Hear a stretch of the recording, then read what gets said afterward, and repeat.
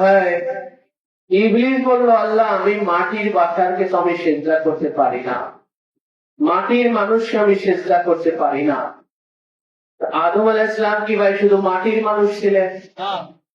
আসলে কি ছিলেন? কিন্তু জবাব দেন, সবাই পিছন থেকে জবাব দেন। আসলে তাকে কোন মর্যাদা দিয়ে আল্লাহ পাক আগে সৃষ্টি করেছেন? কোনটা বলেন? সবাই বলেন কি? খলিফা। খলিফা। এই খলিফার মর্যাদা নিয়ে যিনি এই জমিনে আসেন, আল্লাহ পাক যাকে জমিনে প্রেরণ করার জন্য সৃষ্টি করেন, তিনি ওই সম্মানের হকদার হন, তিনি ওটার উপযুক্ত হন। আমি আপনি কেবলমাত্র মাটির বাসার বুঝতে হবে ভাই। কারণ এই ইবলিস এই বুঝায় ভুল করেছে, এবং বুঝায় ভুল করে সে জেনে বুঝে সে এটাকে অস্বীকার করেছে। কি করেছে বলেন? অস্বীকার করেছে। আজও যারা এই সাজদায়ে তাজিমকে ইনকার করে, এটাকে অমান্য করে, আজ আমরা লক্ষ্য করছি যে এই মেদিনীপুর দরবার শরীফের আমাদের অনেক ভালো ভালো সাচ্চা পীর ভাই বোনদের ছেলেমেয়েরাও, সন্তান সন্ততিরাও এই তাজিমে সেজদার বেলায় ভুল বুঝে যাচ্ছে। ঠিক কিনা বলেন? ভুল বুঝতেছে। আমি তাদের উদ্দেশ্যে বলতে চাই, যারা এই তাজিমি সেজদা যারা বুঝে না, আমি তাদের উদ্দেশ্যে বলতে চাই যে শুধু কোন মাটির মানুষকে তাজিমি সেজদা করা যায় না, শুধু মাটির মানুষকে তাজিমি সেজদা করা যায় না, শুধু মাটির বাসারকে তাজিমি সেজদা করা যায় না। মাটির বাসারের মধ্যে, মাটির মানুষের মধ্যে আল্লাহ পাক যাকে খেলাফতের মর্যাদা দিয়ে পাঠান, আল্লাহর প্রতিনিধির মর্যাদা দিয়ে পাঠান, তার জন্য এই সম্মান নিপতিত হয়ে যায়। এটা আল্লাহ পাক কুরআন পাকের মধ্যে এটা প্রমাণ করে দিলেন। ঠিক কিনা বলেন? কুরআন পাকের মধ্যে আল্লাহ পাক এটা প্রমাণ করে দিলেন যে দেখো, আমি আদমকে প্রান্তরে মাটি থেকে আমি সৃষ্টি করেছি, কিন্তু তাকে সৃষ্টি করার আগে যখন আমি তার খেলাফতের মর্যাদা দিয়েছি, তখন আমি তাকে সৃষ্টি করা মাত্রই আমি সমস্ত ফেরেশতাদেরকে বললাম, এবারে তোমরা আদমকে সেজদা করো। কেন? যে শুধু সে আদম নয়, সে শুধু আদম নয়, সে শুধু বাশার নয়, সে শুধু মাটি নয়, সে আমার খলিফা। সে আমার কি বলেন? সে আমার খলিফা। তাকে তোমরা কি করো বলেন? সেজদা করো। আরে ভাই, এর আগে ফেরেশতারা ছিল, ফেরেশতাদের মধ্যে আল্লাহর কোন খলিফা ছিল? জিনদের মধ্যে আল্লাহর কোন খলিফা ছিল? এই জন্য জিনদের এই ইবলিস, সে তো জিনের জাত। ইবলিস কি বলে? জিনের জাত।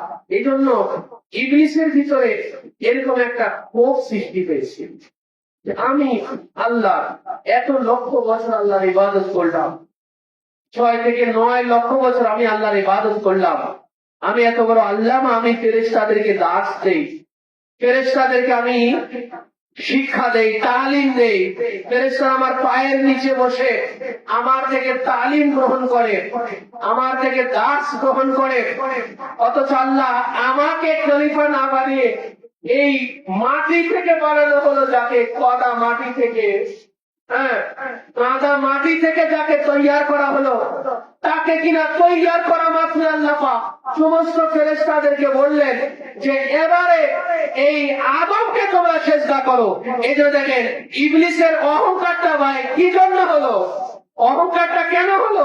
ওর মধ্যে এমন এক আক্রোশ, এমন এক ক্ষোভের সৃষ্টি হয়েছে যে আমি এটার হকদার ছিলাম, আসলে আমি না এটার হকদার হবো। ফেরেশতারা আমাকে সেজদা করবে, কারণ আমি ওদের টিচার, আমি ওদের টিচার, আমি ওদের টিচ দেই, আমি ওদের তালিম দেই, আমি ওদের শিক্ষক, ওরা আমাকে চেষ্টা করবে, আমি না এই খলিফার মর্যাদা পাবো। অথচ কিনা আল্লাহ পাক হুট করে কাদা মাটি থেকে একটা কিছু বানিয়ে তার প্রতি রূহ ফুৎকার করে এবারে সব ফেরেশতাদেরকে বললো যে তোমরা একে সেজদা করো। এবারে আমি সেজদা করলাম না, আল্লাহ পাক এবারে আমাদের জবাবদিহিতা করতেছে, মা মানা আকা আনতাসজুদা, কে তোমাকে নিষেধ করলো এই আদমকে সেজদা করতে? তোমাকে নিষেধ করলো কে? ইবলিস। তোকে কে নিষেধ করলো? তুই কেন আদমকে সেজদা করলি না? এই যে ক্ষোভ ইবলিসের মধ্যে আসলে ওই মনে হয়ে যাচ্ছে ওই আসলে খলিফা হতে চেয়েছে, ঠিক কিনা বলেন? মানে ওকে খলিফা না দেওয়ার কারণে ওর ভিতরে ক্ষোভ সৃষ্টি হয়েছে, চরম অহংকারে জ্বলে পুড়ে ছাই হয়ে যাচ্ছে, যার কারণে সে সেজদায় করে নাই, সেজদা কি করে নাই, এই জন্য সে কাফেরদের অন্তর্ভুক্ত হয়ে গেল, কাফেরদের অন্তর্ভুক্ত হয়ে গেল।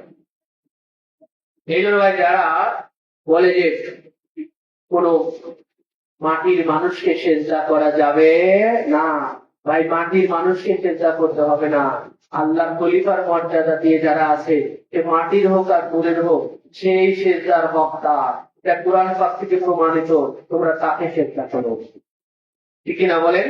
তোমরা তাকে সেজদা করো। ভাই আদম আলাইহিস সালাম যদি আল্লাহর খলিফা হয়, জনাবে মুহাম্মদুর রাসূলুল্লাহ সাল্লাল্লাহু আলাইহি ওয়া সাল্লাম তিনি আল্লাহ খলিফা নন? জবাব দেন না, সবাই উচ্চ আওয়াজে জবাব দেন না। রাসূলুল্লাহ সাল্লাল্লাহু আলাইহি ওয়া সাল্লাম তিনি আল্লাহর খলিফা নন? বলেন তিনি আল্লাহর খলিফা নন? আদম আলাইহিস সালাম যদি আল্লাহর খলিফা হয়ে জমিনে আসতে পারে, রাসূলুল্লাহ খলিফা নন? হুজুর শুধু খলিফা নন, সমস্ত খলিফাদের সরদার, সমস্ত খলিফাদের সরদার রাসূলুল্লাহ সাল্লাল্লাহু আলাইহি ওয়াসাল্লাম। যখন সমস্ত নবীদের সরদার, সমস্ত নবীরা যখন খলিফা, তো সমস্ত ওই খলিফা অর্থাৎ সমস্ত নবীদের সমস্ত খলিফাদের সরদার জনাবে মুহাম্মদুর রাসূলুল্লাহ সাল্লাল্লাহু আলাইহি ওয়াসাল্লাম।